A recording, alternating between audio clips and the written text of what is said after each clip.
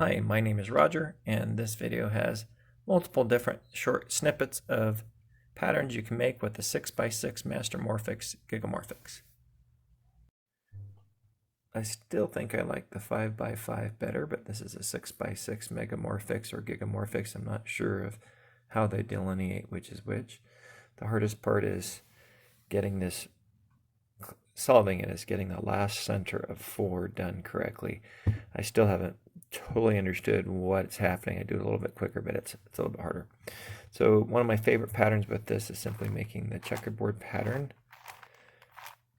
And this is easy to do on the even numbers, but hard to do on the odd numbers.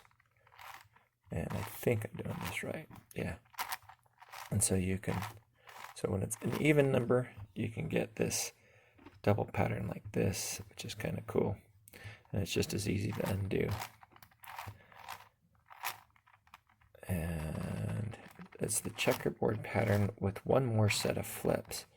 And that really doesn't totally fit in my mind as to why that works. I'm going the wrong way. Yeah, there we go. So now it's back. You can do it for any version of colors. So this is all the pieces flip-flopped. That's the 6x6 Megamorphix. And it's kind of interesting. These are flip-flopped because as you flip-flop them, they still stay oriented with each other here. So these pieces don't look quite as cute as they would as they do on the 5x5 or if there's ever a 7x7. So this part here, because they still orient after they flip, I don't know if I'm making any sense, but anyway, so this looks a lot like what the 5x5 looks like after the pieces are all turned inside out, but it's still really cool as it shows what it would look like as a 6x6 regular cube, gives the orientation of where things are at. So hopefully I'll make some more. So this is a fun pattern to make. You can do this with the 3x3 and the 4x4 and the 5x5 also. And not proud of the fact of how long it took. It took me a few hours multiple times because I'd almost get it done and then I'd screw up and have to start over. But the triangle pattern is really fun to make. And I can't figure that out because ultimately you do the centers first, which is these 4 and these 4, and then I do the other side and these 4. And I can't just do it on my own. I have to graph it first. You can see that I graphed it with an iPad and just graphed it so that I could see what I was doing. And after I had the centers figured out and I solved the centers, making the edge pieces with the cube was very doable. And so that's pretty cool. This is a fun solve. You can see that some of the pieces are inverted. The red triangle is in place, the blue triangle behind it is in place along with the yellow one. But then you see these little gaps in here on that edge.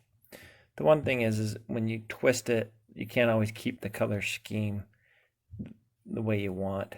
Like for example, this yellow here is with this yellow here. But you'll notice the pattern of just the outside pieces is pretty cool with these 3 pieces pointing out like that. And then the top point pieces there. So it's a pretty cool way to try to solve it. Again, these color patterns go all the way around and are nice, and they go this way also. It's just that sometimes there's the double reds, and sometimes there's the 2 yellows that aren't a good pattern. But overall, there's nothing you can do about that. It's still a cute way to solve it. It's kind of cool. So this is one of my favorite solves. If you look at the top, you get to see the 4 triangles there. Kind of has a spaceship shape to it just a little bit. On the bottom, you have the stripes, which is really cool. And the top has the 4 sets of triangles at the top. And the nice part is this is actually a very easy get to. If I'm doing this, I might be screwing this up. Let's see here.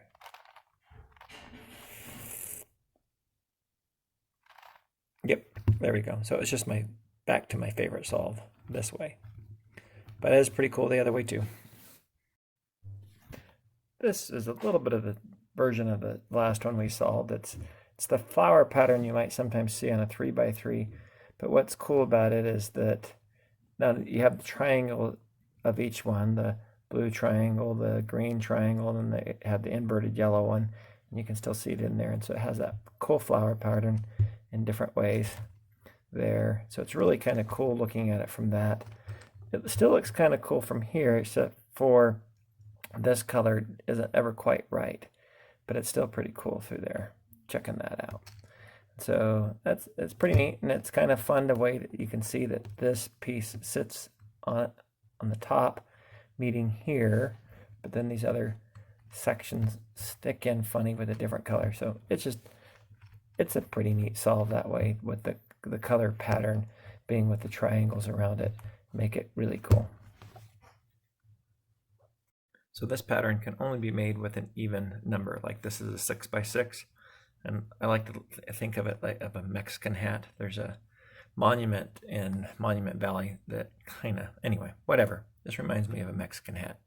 But you can see from the front, it has the little tip that has the bottom that's flat that it can spin on, which is pretty cool.